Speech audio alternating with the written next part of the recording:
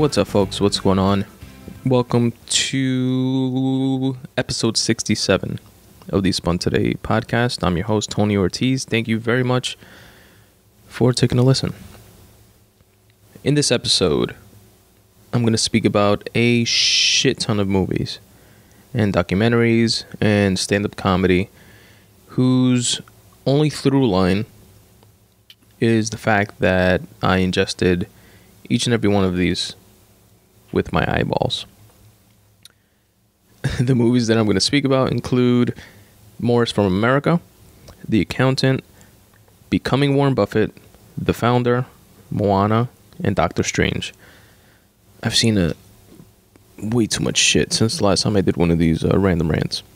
The stand-up comedy includes Neil Brennan's Three Mics, Felipe Esparza's They're Not Gonna Laugh at You, and Bill Burr's Walk Your Way Out. If you think you'd be interested in, I guess, my perspective or my I guess what I thought of each and every one of these things, whatever, any of my thoughts, then stick around. If not, then check out one of the backlist episodes of the Spun Today podcast, which there are 66 other episodes of. Alright, so since there's so much to get through, I'm going to jump right into it. Morris from America is an American-German coming-of-age comedy drama film, and I really liked it. First and foremost, Craig Robinson, the comedian. I believe I know he's a comedic actor. I believe he's also a stand-up comic, but I've never seen any of his stand-up or anything like that, but I think that's like what he is by trade or whatever. Either way, funny dude. This was a comedy drama, but more on the drama side, I would say, with a lot of funny parts sprinkled throughout. Craig Robinson did a great job, I thought, in a serious role, which was like different to see him in. He actually also played a serious role in Mr. Robot, the series that I've spoken to you all so highly about. So it was cool to see him in a movie like this. My favorite part of the movie was a long monologue that he spoke to his son Mo about in the movie, towards the end of the movie, when they were in the car driving back home. And it was a long monologue about his wife. I love dialogue. I love long monologues, and just like Aaron Sorkin-esque type of back and forth banter, like with dialogue. I love that stuff. So, like something like this, which was just, a monologue, just him talking, but for a very long time, what seemed like a long time, was really engaging. He kind of like drew you into it. It was touching. For those of you that haven't seen the movie, spoiler alert. And by the way, spoiler alert now for everything and anything that I'm going to speak about. If you haven't seen, I already mentioned to you guys in the little intro thing where I told you guys what I'm going to speak about. If you haven't seen any of that stuff and you don't want to be spoiled, anything to be spoiled, then stop listening now. Because I'm going to mention a bunch of shit from all those movies and stand-ups or whatever. Anyway, so for those of you that haven't seen the movie, Craig Robinson moves to Germany. He brings his kid along with him. And they don't really get into it, but they mention the fact that he used to play soccer and then became like an assistant coach with like the German national soccer team or something like that. But the soccer team like kind of sucks, but it's a job. It's what he does. And that's why he lives in Germany pretty much. But how he wound up there gets explained through this monologue. And his kid, by the way, he's like an 11 or 12-year-old kid. And it kind of sort of, well, not kind of sort of, it gets explained how he wound up, how a black dude wound up living in Germany. And at this point, by the way, his wife died. I should mention that earlier. His wife had passed away, and he's like a single dad raising his son the best way that he knows how. So in the dialogue, it mentions how like he knew his soon-to-be wife, or his future wife, for not more than 3 months. He used to live in the Bronx, and she was in Germany. I forgot why she was in Germany, but she was like studying in Germany or with friends in Germany or something like that. And he decided on, I want to say Valentine's Day, but that could be complete bullshit. But he just decided, or maybe it was her birthday or something like that. He decided, somebody convinced him, I believe, to like surprise her and just fly out to Germany. And he was like completely into this chick, and he decided it would be this like romantic, you know, great type of gesture to do, and he would wind up getting the girl. So he follows this line of thinking, flies out to Germany, doesn't speak any German, and thinks apparently that, you know, Germany is like, you know, a small town or some shit, because he just flies there and thinks that he's just gonna find her, and like just ask somebody, I guess, you know, have you seen a black chick? And then like go, you know, they'll be like, oh yeah, I saw her, you know, earlier, she was around the corner. So he flies out, and he's describing, you know, he's nervous, he doesn't know what he's looking, you know, how to find her or whatever. So he bumps into a couple that helps him out a bit, and then mentions to the kid, you know, you remember, you know, Joe and Susan. That's not their real names or whatever, but you remember Joe and Susan, you know, you met them when you were 6 or whatever. And, you know, it's a couple that he's still friends with today, and mentions how he asked them, you know, how to get to the university. They actually offered to drive him there, and they did. And he was like in the university town, searching for his future wife and to surprise her. And he says how, you know, he went into restaurants and into hostels and hotels and little bars, and he went everywhere looking for her, and he was just tearing up that little town in Germany up, little college town up, and searching for her. And then he sees her finally, and she's like standing on a corner, waiting for a cab, and she spots him, and he says how she turned to him, she like her jaw dropped, and he was like, she looked so amazing, she was like the hottest woman in all of Germany, and that the first thing that she said was, I hope you didn't come here for me. And then he was just like quiet, I guess, or whatever, and then she just like jumped on him and hugged him, and the rest is history.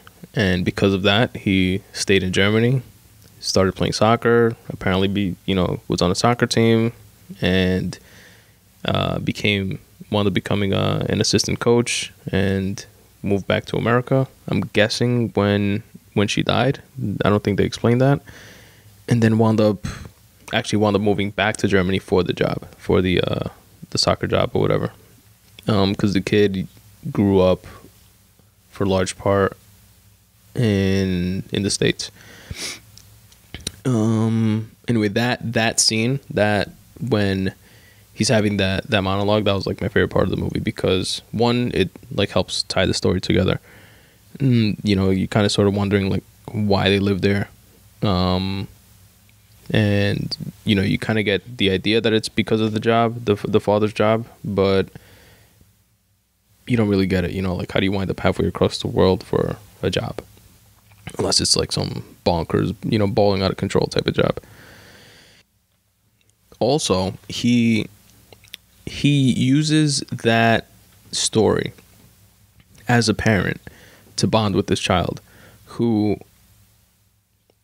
has, you know, he seems like a good kid, doesn't get into trouble, you know, does, you know, his schoolwork, and his father must know that, you know, it's a tough time for him as well, assimilating to fucking Germany, you know, the kid from the Bronx living in Germany.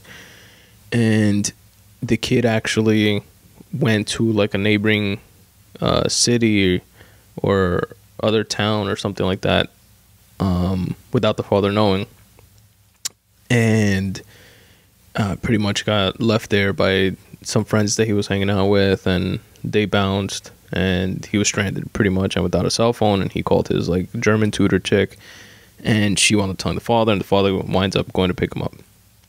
And he was surprised because he called the German chick, the German tutor chick, and was expecting her to show up, and she didn't, and said the father did. So the father knows that the kid's going through some shit, and he tells him, and he tells him this story. And the kid, by the way, he, went to this town because he has a crush on this like 15 or 16-year-old girl that's like hanging out with him kind of, but she's into some college guy or some shit like that, but he's kind of like into her and whatever. So the father winds up telling him this story and explaining to him that love will make you do some crazy shit sometimes, and he doesn't want to stop him from experiencing stuff or any type of experiences, but that his job is to make sure that he raises him right and keeps him safe and like stuff like that, and that they have to be on the same team for him to be able to do that, etc. And then the kid opens up and because father's like, but you got to speak to me, you got to tell me what the fuck is going on with you, and we have to be on the same team for this all to work. I know it must be tough for you, and shit is tough for me too, but with the 20 black dudes and all of fucking Heidelberg, Germany, or whatever the town was called, we gotta stick together. And the kid is like, oh, how'd you know it's about a girl? And then he was like, it's always about a girl, or something like that. So it was like a bonding scene between father and son, which you all know I'm a sucker for. And then the kid tells the dad, like towards the end of like the whole exchange, he's like, so I'm not in trouble? And then the dad's like, oh no, you grounded like a motherfucker. And like, see, it's like scenes like that, like that's where the comedy like fits in the whole comedy drama aspect of the movie or whatever, stuff like that, which is hilarious. So I like the story. I like that it's like a snapshot of their lives at a certain point in time when they're just trying to figure it out. He's trying to figure out how to raise a kid on his own, and in Germany, and the kid is trying to figure out how to assimilate, to other kids. He has his whole world and like at his level. And here's an interesting takeaway that I took from the movie as well. Another reason why I really liked it is that I believe that we here in America, like, we take a lot for granted, even down to like the people that make up our country. And we are all immigrants, and we've all or come from immigrants, right? People that migrated to the US, whether it's your parents, your grandparents, your great grandparents, whatever. We're all fucking immigrants. That's what this country is made up of. And I feel that intellectually we know that, we understand that, but we internalize it as recognizing it from like the outside looking in, kind of like we recognize it as the Dominican bodega owner, or the Middle Eastern cab driver, or the Portuguese construction worker. And this movie does a great job of showing us what that immigrant experience is like versus, just our perception of what the experience is like, by showing us, quote, one of ours being the immigrant and assimilating somewhere else, in this case, Germany. So I think we get a different view of what it's like to be an immigrant here by seeing what it would be like for one of us, quote unquote, being an immigrant somewhere else. And that was pretty dope. And then lastly with the movie, it's interesting to see how, at least something that I picked up, I could be like reading too much into it or whatever, but whatever, it's all about what you get from things, right? How your behavioral traits affect your children or those around you. So the father, followed this girl to Germany, wound up staying in Germany, living in Germany for the girl. He got to, live there, made his life there, got a job there, and that's where he lives, because of that one decision that he made that followed, that path. And he pretty much, I guess he went back to the States, but ended up coming back for the job. And it kind of sort of shows him like sticking to what he knows. And, we all do that to some degree. And then the kid kind of like copies that trait of sticking with what you know with, he's like into hip hop and he wants to be a rapper when he grows up. And nobody around him, all the little white German kids are into like techno and EDM and like that type of shit. And nobody's into hip hop. They barely know what it is. But he sticks to what he knows and true to his like love of hip hop, and this is my thing type of thing. This is what I know, and this is, this isn't gonna let me down, and I'm gonna stick to it. So that's similar to his pops, sticking to soccer and coaching soccer and stuff like that, and sticking to what he knows. So I feel like that's something that's like a trait, a behavioral trait that you can possibly pass on. By the way, I'm not a wine guy, but I'm sipping on some fucking yellowtail white wine Moscato, and it's just pretty fucking good, I gotta say. Anyway, more is from America. That's my take on it. I recommend it, and you guys should check it out.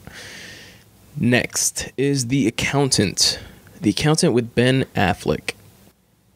Ben Affleck did a good job in this movie. I think he's a pretty good actor. He gets a lot of shit, but I've always thought he was a fine actor. Not like my favorite actor or anything like that, but he's just a good actor. I like this movie because I like there being conversation around things that are different, things that are fascinating, or even, it doesn't even have to be fascinating to me. Like, just something like, if there's a conversation about, I don't know, pick something boring, like how to make wine orators or something like that.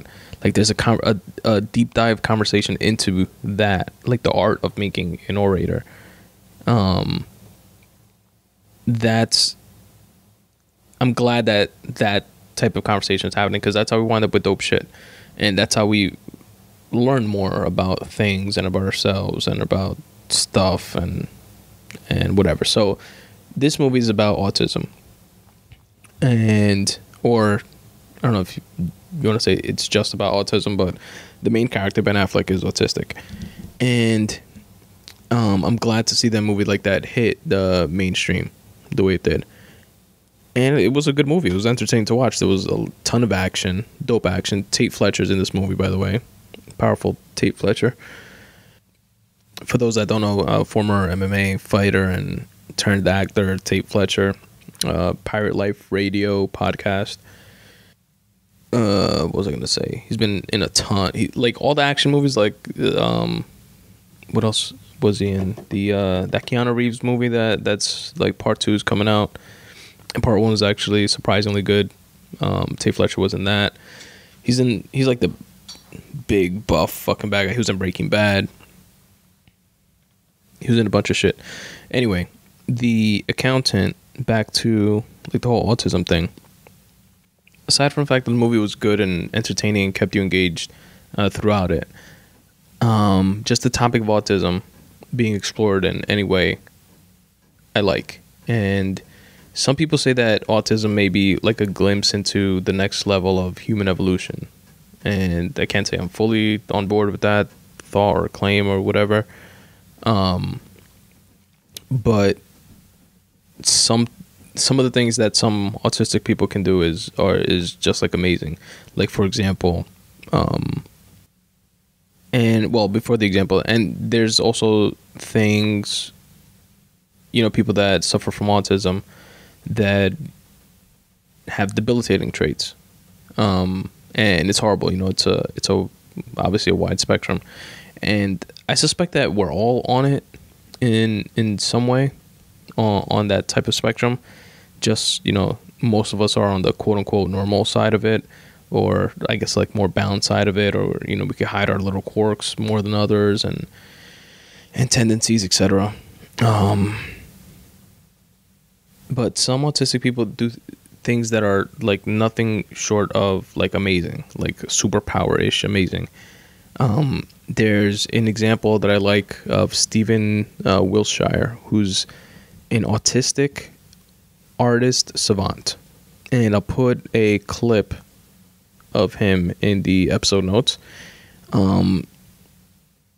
He's this dude that can draw things from memory. Like, you can just look at something, see it, and not like, I don't know, not like a Mickey Mouse and then draw the Mickey Mouse. Like, he literally drew the entire New York City, not just the skyline, not just like, the Empire State Building and the Freedom Tower, like the entire New York City, Manhattan, from memory. And like the bridges, the buildings, the number of windows per building, the fucking ripples in the Hudson River, in the waves, and like every single thing, like amazing like that. And it took him like 3 days to do, and he did it like from memory. And it's just fascinating to me to think that the human brain is capable of things like that. And we find out about it through someone being wired, quote unquote, incorrectly, or not normally. And it's just interesting as shit, man. We're weird people, man. And there's a bunch of different things like synesthesia, which I've mentioned before. I think I've mentioned it before. Pharrell has synesthesia, which is some sort of brain wiring that gets crisscrossed, like in terms of like the five senses. So there's people that can literally taste colors, like if they see the color red, they get like a certain taste in their mouth. Or people that can then hear, this is what Pharrell has it in this way, that he hears sounds as colors. So it's kind of like when he's putting beats together and stuff like that, he's seeing like a melody of colors, and by putting the colors together in a certain way helps him make the beats that he produces. And there's a lot of weird shit like that, man, that goes on. Brain Stuff, by the way, the podcast that I mentioned to you guys in the past as well, has done an episode on synesthesia, so you guys should check that out. And those podcasts are like less than 10 minutes long, so it's pretty cool if you guys want to check it out. But anyway, The Accountant, aside from that stuff, it was dope, and I recommend it as well, so check it out. And actually, let me segue into the next one by mentioning from The Accountant that it's like, is Warren Buffett technically autistic, but just with like finance shit? Or is like Mike Zuckerberg autistic with computer coding? It's like, I don't know, man. Interesting to think about, at least. Anyway, that said, Becoming Warren Buffett is the next movie that I'm going to speak about. It was a documentary that HBO released, and he's fucking great. He's definitely the type of human being that you would, or I would, like aspire to wanna be when I'm his age, and not just at his age, shit, I'll take $50 billion right now. But nah, I'm definitely not speaking about the money part, although that would be obviously amazing, and just to have success within the something that you love, that aspect of it would be so dope. But just like the dope,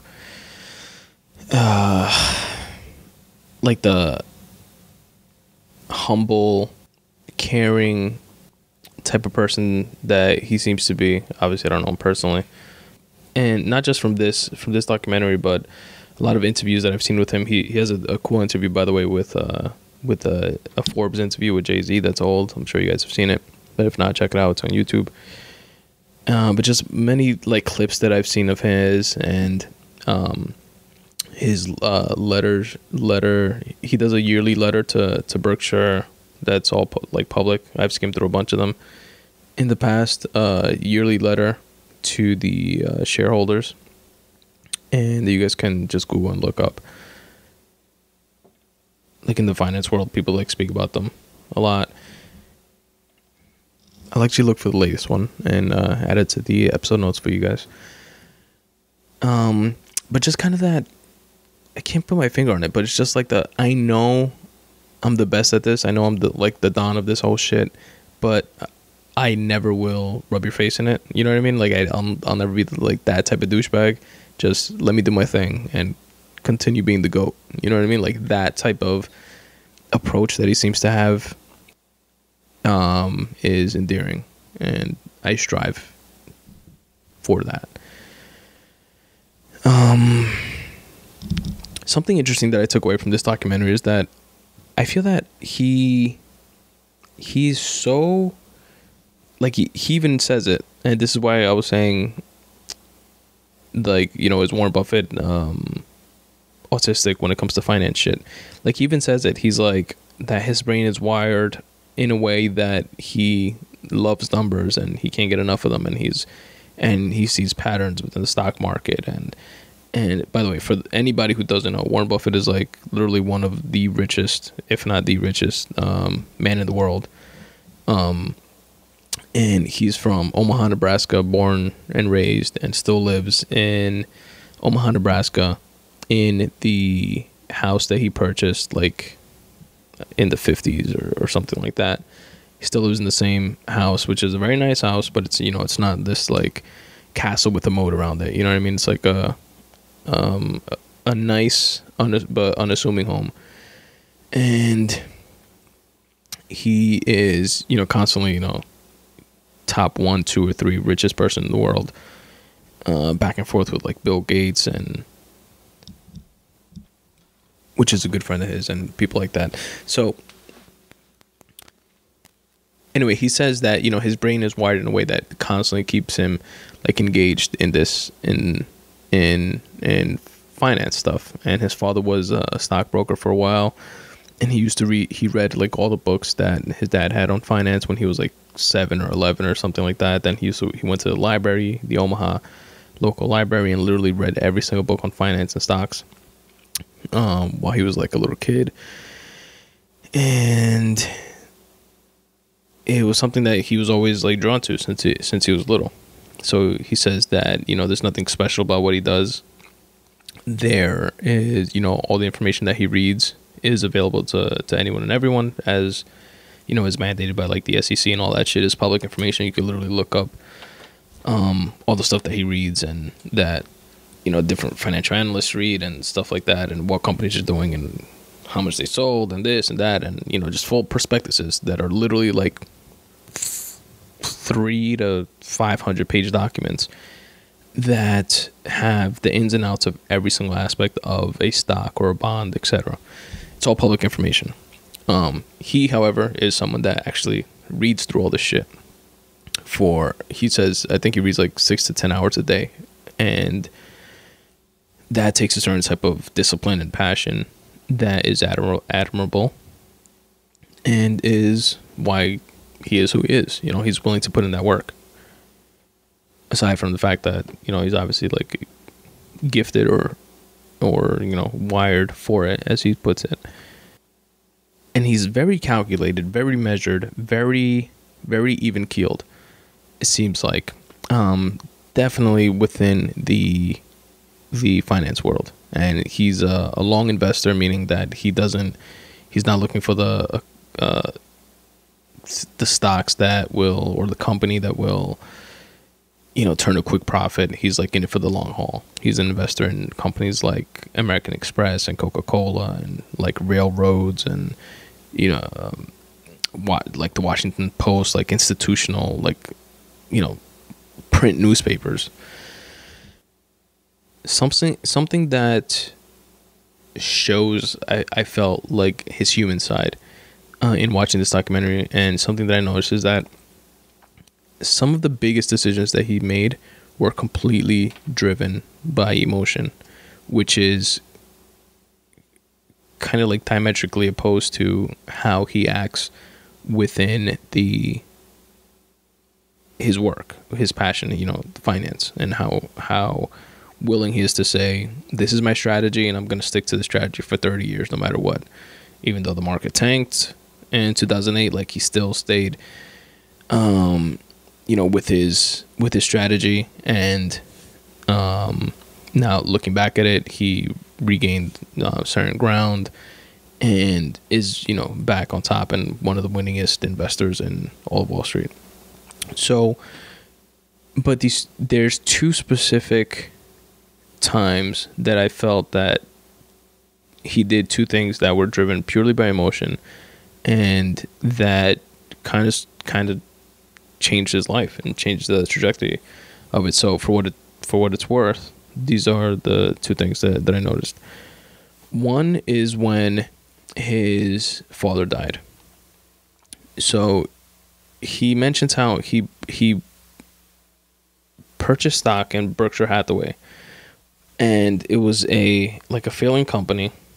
Berkshire Hathaway, by the way, is the name of his investment company, but it wasn't like an investment company at the time. It was, I forget what it was. It was some sort of factory or something like that. But it was closing factories, and he was just buying stocks in it because he knew that they would have to close enough factories to repurchase stocks, and then in doing so, the stock price would go up or something like that. Some weird financial maneuvering, and he wasn't wrong. So he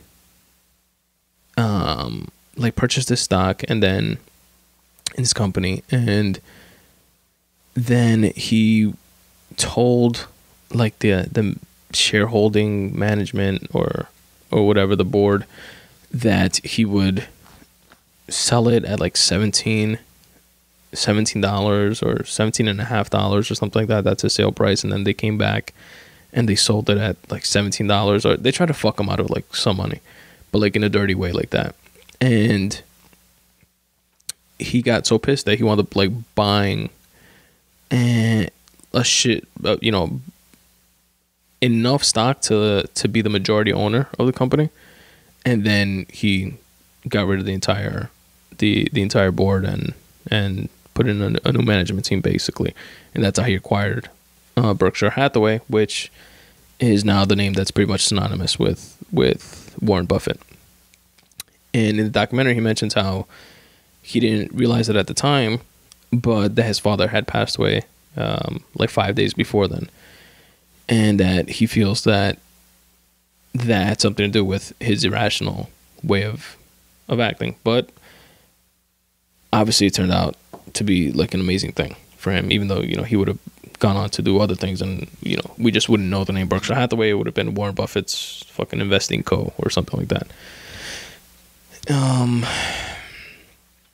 But I found that interesting. Then the second emotional decision that I felt drove a very significant turning point in his life, I'm going to mention in a second. So before I mention it, he knew he had this gift for money. He's a very unassuming person. Like I said, he lives in the house that he bought when in the 50s or something like that. He still lives in it to this day.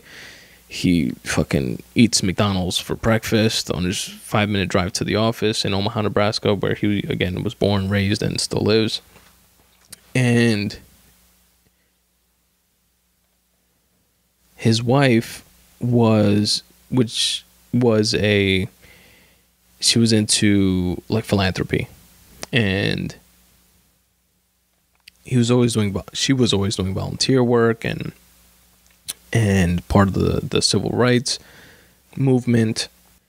And he stated that he knew that's where, and they would butt heads a bit with how much money he was donating to charities and stuff like that, because she wanted to donate much more, and he is heavy on compound interest. And the way it works is the more you save, the more you put into it, the more it compounds and the more it becomes. So if you give too much away now, it'll be far less later than what it could be.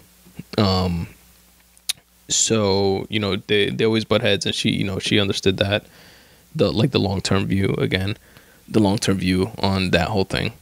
And the way he saw it was pretty much that he would amass this, huge wealth of money.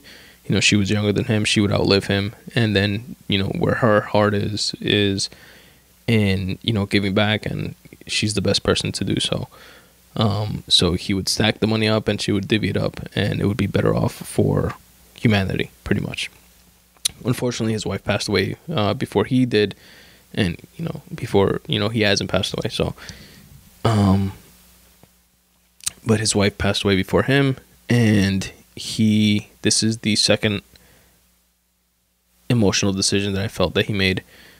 When his wife did die, that's when he made the single greatest donation to charity than anyone has ever done in history. And I think it was something like,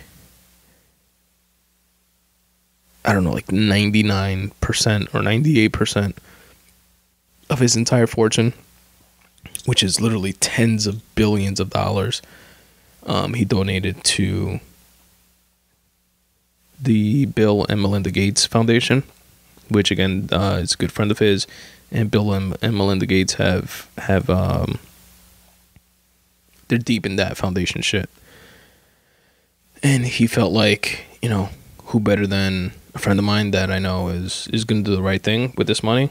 And he donated the bulk of his fortune to them, and as well as to his 3 children who have their own foundations and their own charities going on. And he's just an amazing individual to do something like that.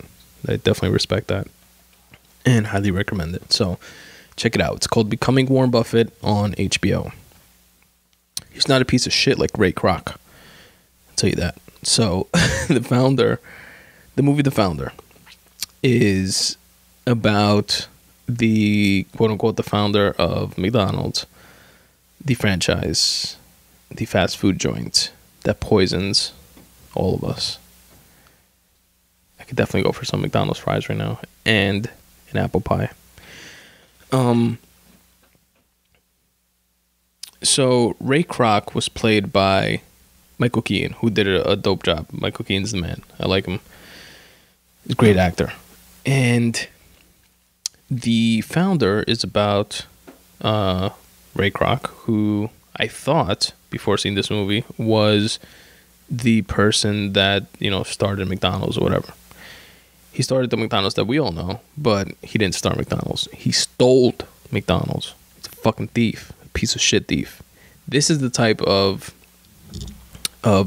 like Steve Jobs-esque type of douchebag that I hate within the business world. Like, I don't like people like this. Like the people that are like, well, to get ahead, you gotta fuck people. Like, no, you don't. You piece of shit. You don't have to fuck anybody over to get ahead. You could get ahead by fucking people over, but that doesn't mean that that's the only way to get ahead. So, in short, pretty much Ray Kroc, who's like a struggling salesman in his like 40s or 50s or something like that, by the time he stumbles on this gold mine. This is how it was depicted in the movie. I haven't done any like fact checking behind it to see, it's a movie based on a true story, but I don't know, movies like that, they always take liberties with shit. But within this movie, they show that he's a struggling salesman. He stumbles upon these 2 brothers, something and something McDonald, who started a burger spot. And, they used to have like a hot dog spot and, just a restaurant, a food restaurant. And then it transitioned over the years into this burger spot because they realized that the most of their revenue was coming from burger, soft drinks, and fries or something like that, like the sales of those 3 things. So they cut everything else off the menu. And the younger brother seemed to be like a bit autistic. He was like very, very, if you haven't noticed, autism is like the theme of this podcast, I guess. He was very like OCD with like planning things out and trying to make things as efficient as possible. So he found the most efficient way to make burgers and, make the 3 things that sell. And he dubbed it like the speedy food system or something like that, the speedy rack. And pretty much compartmentalized all portions of making the fast food. So instead of one person making an entire hamburger, like one person would work on the patty, one person would add the ketchup and whatever on it, somebody else would add the pickles on it, somebody else would do fries, somebody else would do this, somebody else would, you know, man the orders, etc. So Ray Kroc stumbled upon this. You know, he, long story short, convinced them to franchise it and give them the ability to franchise more. And Ray Kroc started like selling this shit like hotcakes, and it went national, it went worldwide. And Ray Kroc eventually, by the recommendation of an attorney that he wound up bumping into, he created something called the McDonald Corporation Company. Now, it wasn't, he wasn't the owner of McDonald's. He signed the contract saying that he wasn't the owner or whatever. He was just a franchisee, franchising the idea of the two brothers. But he started something called the McDonald Corporation, which was a quote-unquote leasing company. So Ray Kroc was selling like these McDonald's franchises to a bunch of people, but he wasn't making any money off of them. But those people were making money, but his cut was like too low to like make any real money. So what he did was, instead of leaving it up to the individual franchisees to go find like a place to lease, he would buy the land.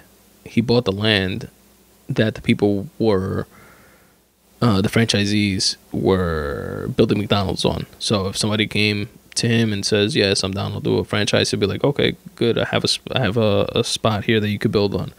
And then in essence becoming like the landlord. So he started making buku bucks. And long story short, wound up fucking the two brothers out of the McDonald's name, because he pretty much became the face of it. You know, hundreds of franchisees knew him as like the guy that started it. Nobody knew who the fuck the two brothers were. And he made an offer to the two brothers after one of them had a heart attack. He was an opportunistic piece of shit that wound up, going to them in the hospital. And instead of giving his condolences or sorry or whatever, because the guy literally had a heart attack from like arguing with him over the phone, he goes there and offers them money to completely buy the McDonald's name or whatever. And he does, and he did. And a key scene to me in this movie was Ray Kroc was on the phone with one of the two brothers, and he was explaining to them how, this is business, this is war, it's war out there, and business is war is business, and it's a dog-eat-dog world. And if you had to, would you make the profits you need to make, and etc., blah, blah, blah.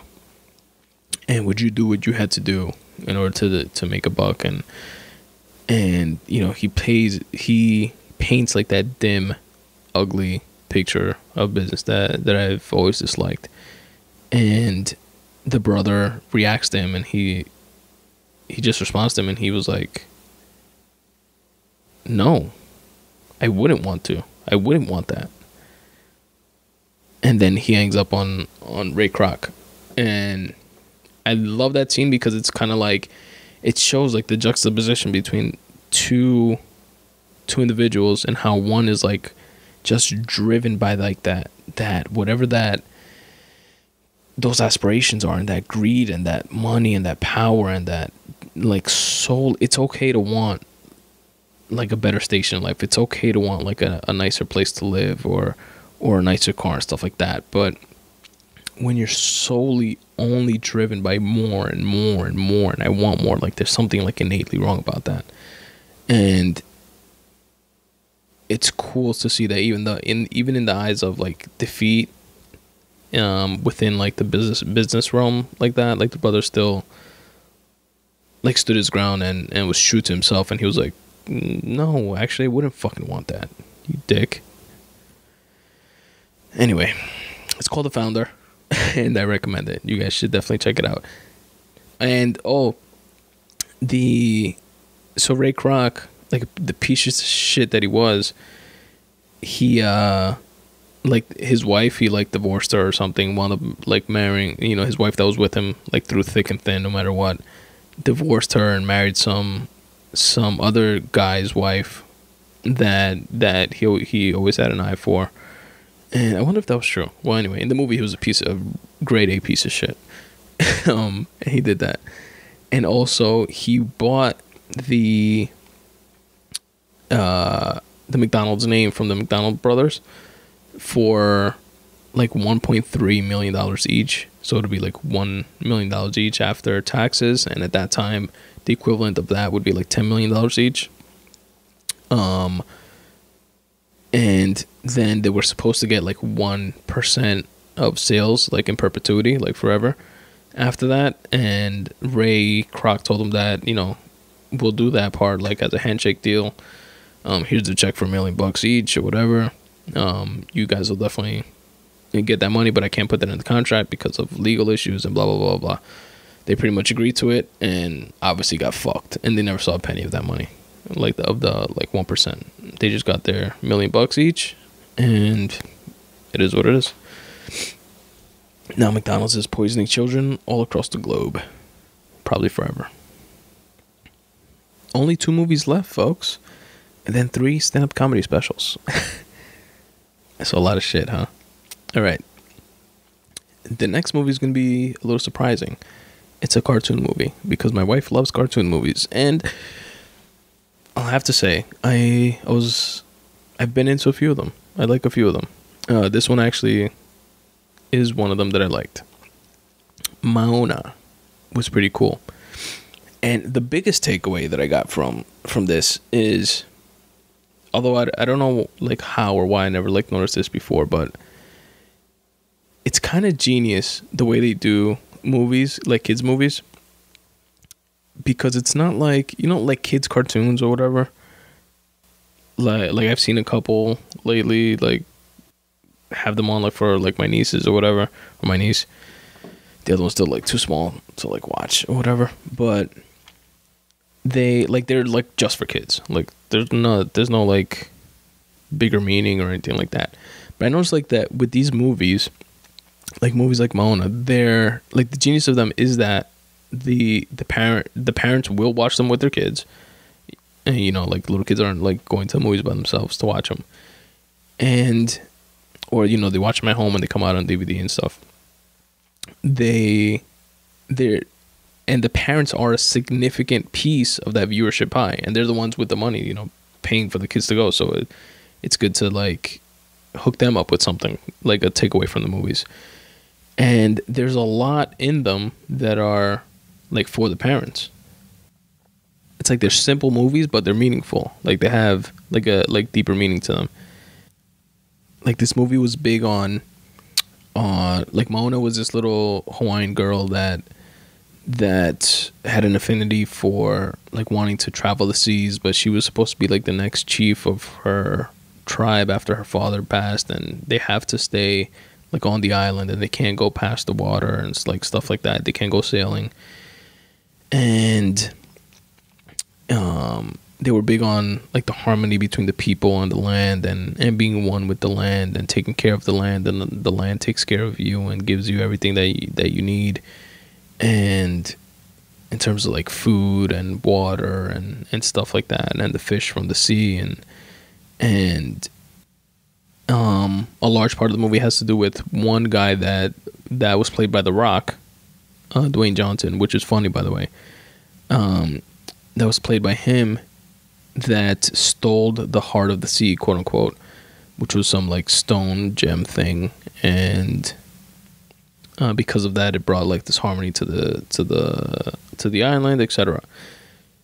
So like the metaphor there was like we're stealing from Mother Earth, like we're stealing, by the emissions that we put out, and drilling for oil, and overfishing and stuff like that. Like we're stealing from Mother Earth, and we're not in harmony with her, and we're spoiled. We're taking much more than our fair share, and it's detrimental to the long-term sustainability of the earth. And in the movie, there's like this the big antagonist that they have to like fight at the end is this huge angry lava monster. And the lava monster, it turns out, spoiler alert, is actually Mother Earth. And Mother Earth was just pissed off and full of lava and fire and angry and pissed and was gonna fucking kill anything in sight. And then when they returned the heart of Mother Earth, like the little gem thing that the Rock stole initially, then Mother Earth was at peace and then started giving back to her and all her people and stuff like that. And it was dope. It was a pretty cool movie. You guys should check it out if you're into stuff like that. Like I said, it was funny. There was a really funny song, which, by the way, my wife told me, I haven't fact checked any of this, but my wife told me that Lin-Manuel Miranda wrote some of the music for this movie, so that's pretty dope. Lin-Manuel Miranda is the dude that wrote the play In the Heights, which I've seen, and Hamilton, which I have not seen. And one of the songs that The Rock sings is funny. He's like, it's called You're Welcome, and he's just like saying you're welcome after everything, and like he's God's gift to the world type of thing, and it's a funny song. Maybe I'll see if I could play it like at the end of this episode, during the credits, during the sponsorship phase of the episode or whatever. What else about this movie? Tafiti. Tafiti, I learned, is a Polynesian word that means a faraway place. I kind of took it as like a metaphorically meaning not just a faraway place, but a faraway goal, like something you're trying to obtain. And also, lastly, reincarnation was a big part of like this culture, and it was implicit in like the grandmother in the story coming back as a stingray, which is the tattoo that she got, and it was like her choice.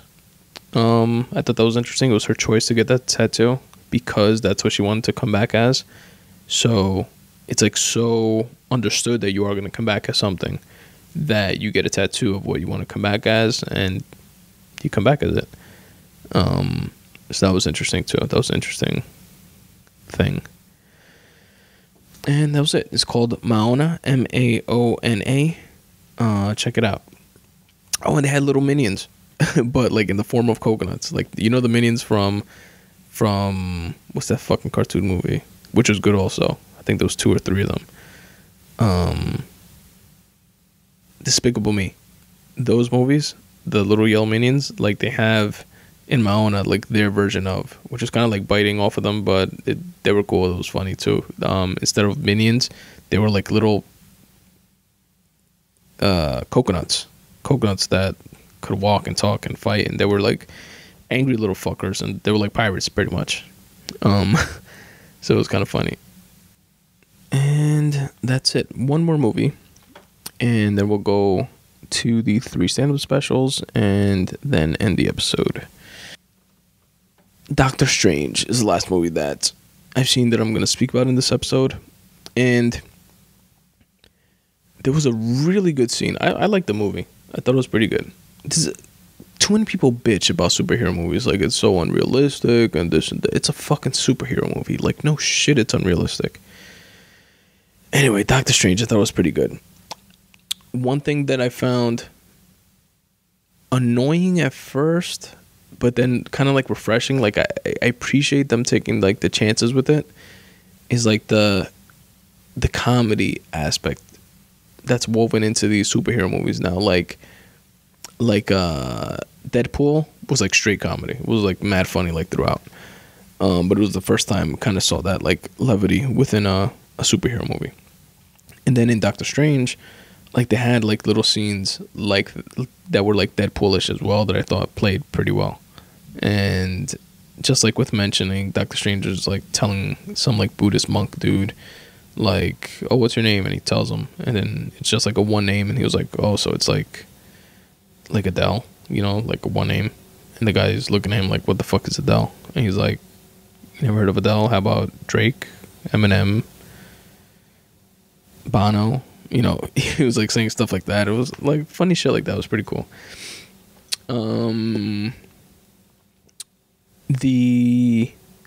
What was dope visually, this is what I like the most about the movie. It was visually really awesome with the style of the manipulation, Inception style surrounding manipulation. You know, like in the movie Inception when like the buildings bend and like stuff like that. There's a lot of that going on in this movie, and I think it took it like to the next level of that, whatever that style of cinematography or whatever it's called. And that was really cool.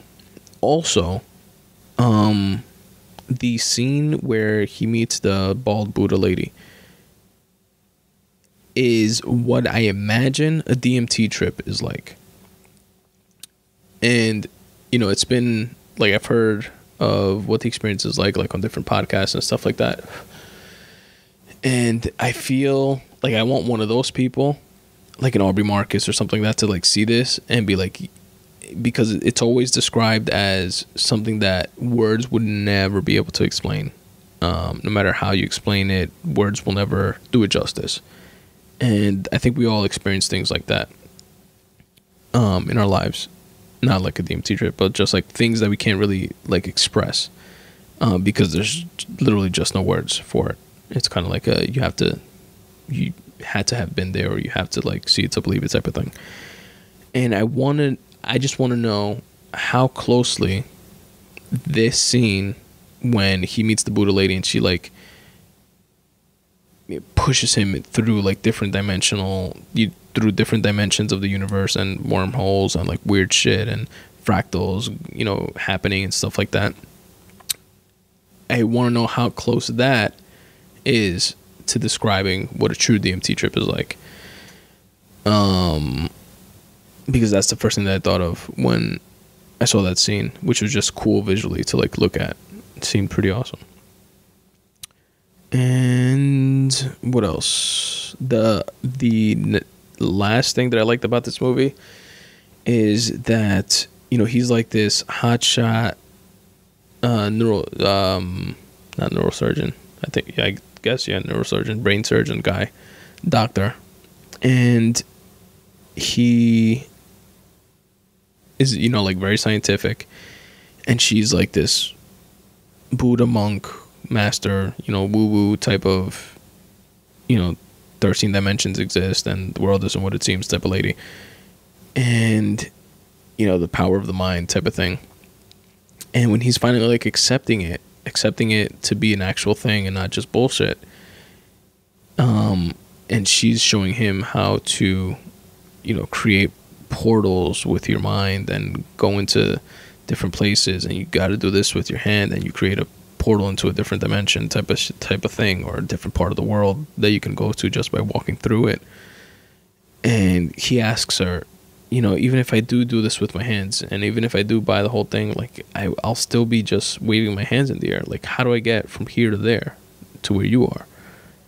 And she asks him, how did you become one of the greatest brain surgeons in the world, and that could reattach, you know, nerve endings from the spinal cord to the brain, etc. And his response was years and years of study and practice, like years of it, many years of it.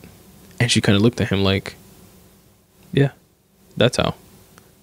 Like, in other words, saying, the way to answer your question, the way you get from there to here, to have the ability to you know, do these portals and fucking go through them into different dimensions, is through years and years of study and practice. Like, there's no secret sauce to it. Like, you just got to do it. And I love hearing stuff like that, even if it's within this fake, you know, movie world or whatever. But just like that sentiment of it always takes hard work and deliberate practice to get to where you want to be. I love shit like that. I eat shit like that up. Anyway, Doctor Strange, another movie that I highly recommend. And that said, those are all the movies I had to speak about. And I'm already at an hour in this episode, and I gotta tell you guys about 3 stand-up comedy specials. So I'm gonna speed it up just a tad. Not too much though, not to not do it justice. But anyway, I'm gonna start off with literally my favorite single most thing that I've watched in a long time. And by single most thing that I've watched in a long time, I mean like as a body of work compared to movies, TV series, other stand-up comedy specials, anything. 3 Mics by Neil Brennan is the best thing that I've seen in a long time, including all the movies that I just mentioned, all the movies that I've mentioned in the past, or other stand-up comedy specials, etc., etc. It's called 3 Mics because there's literally 3 mics on stage, and he does 3 distinctly different things throughout the stand-up performance. It's available on Netflix, by the way. And I put the trailer to it within the episode notes if you guys want to check it out. So there's 3 mics. 1 is for one-liners. 1 is just straight stand-up. And another one is emotional stuff. For those of you that don't know who Neil Brennan is, he is a stand-up comic, a headlining comic, and he is the co-creator of the Chappelle Show with Dave Chappelle. He was his writing partner in that show. Between the two of them, they equally produced it, wrote all the sketches and stuff like that. He's also directed like Nike commercials, and he's like the voice for like Samsung commercials and stuff like that. He does voiceover work, and he's a really funny and versatile, talented dude. He's a writer also. He's written on other TV shows, etc. So he's a talented dude, and I just thought that this performance was really thought out, really thoughtful. It was funny, obviously. He's a really funny guy. It was deep, especially with the like emotional stuff, which he was really open and honest about. It showed his versatility, and it was just like an emotional roller coaster. Like you're laughing. He's like clinically depressed person, like. What's the word I'm looking for? Not like he's sad all the time, but like, oh, it's raining out, I'm sad. But like clinically takes medication, certified depressed or whatever. I don't know how to explain it more than that. And it was just, I saw it once, and I've seen different clips of it after, and I definitely it's one that's worth a second and third watch, and I'm definitely gonna watch it again probably soon. Like I said, it's my favorite thing that I've seen in a long time, and it might not be something that you're into, but if you like stand up, if you like I don't know, just like taking a deep dive into somebody else's like emotional world and someone's head, and in a very creative and thought out, thoughtful way, then check it out. It's called 3 Mics by Neil Brennan, and it's on Netflix. Next is Felipe Esparza's They're Not Gonna Laugh at You. Felipe Esparza is also a headlining stand-up comedian. I think he's a headliner, but he's definitely a funny comic. Well, he's definitely a headliner. I stumbled on his special. I've heard him on different podcasts, and I've never seen any of his stand-up. He's been on Joey Diaz's Church of What's Happening Now, and I believe he's also been on Kreischer's podcast, the Burkcast, I think. But I definitely heard him mentioned in comedic circles. And I saw it. It was on Netflix. Decided to check it out. It was from like 2012, and I was pleasantly surprised. It was funny. It was literally laugh out loud funny, and the title of it was, or is, of the special, They're Not Gonna Laugh at You, and he got that name from his mother because he told his mom that he's a Mexican dude. His mom, assuming he's like a Mexican immigrant, and he's like first generation Mexican American, and he said that he like told his mom that he's gonna like film this thing special and stuff like that, and his mom, being a caring mom, was like, "Don't worry, everything's gonna go great. They're not gonna laugh at you."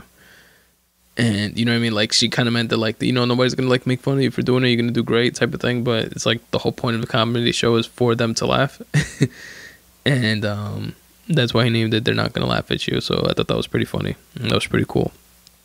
And the episode. This is the only thing you have to get over. If you can get past the way he sounds, no offense to Felipe Esparza, but he sounds like the Mexican accent that everyone that tries to do a fake Mexican accent does. He sounds that way, like normally, like, like that. Órale, carnal, ¿qué onda, güey? Pinche cabrón. Like, he sounds like that. And if you can get past that for an hour and a half, or I'm sorry, for an hour stand-up special, you'll enjoy it. And it's very, very like punch joke. It's very like that, very paced, very like high paced like that throughout the whole thing. So if you don't laugh at one, you'll laugh at the next one, or the one right after that that's coming like in fucking 20 seconds. So check it out, Felipe Esparza's They're Not Gonna Laugh at You. That is available on Netflix. And last but not least, the king of comedy himself, probably is right now, Bill Burr, at least to me. Bill Burr's new special is available on Netflix. It's called Walk Your Way Out, and it's awesome, of course. Bill Burr is definitely a master at his craft, and he's the best kind, like we've spoken about in this episode. He's humble, self-deprecating, definitely non-Ray Kroc-ish, and he kills it. I didn't like it as much as his last special, but take that with a huge grain of salt. I'll tell you why. It's great. It's a 5-star special. Absolutely. But I went to see him live when he came to New York, and he played at MSG, and sold the fucking crowd out. And not in the little theater, by the way. It was the stadium. I saw him live, and some of the jokes from the special, like a few like big bits, like big chunks of it, were I heard them when I saw him live. So just because they, that element of surprise like wasn't there, that's what I'm saying, I quote unquote liked it less than the previous special of his, but it was, nothing short of fantastic. Is a great special. Definitely recommend it, and you guys should definitely check it out. Again, Bill Burr's new special is called Walk Your Way Out, and Bill Burr actually recently had a kid. I don't know if I mentioned that in a previous episode, but he had a kid with the lovely Nia, like he calls her, and many blessings to them and their growing family. It's pretty dope. I say dope a lot, and I think I say it more when I'm on the podcast. I don't know why. Than I do like in fucking regular life. All right, so that's the episode, folks. That's episode 67 of the Spun Today podcast. Thank you very much for sticking around. And if you want to stick around for another like 5 to 10 minutes, I'm just going to zoom through a couple of house cleaning stuff. The outro, where I tell you guys a bunch of different ways you can help support the podcast. If you want to stick around, and if not, peace. Check out the next episode. So, one of the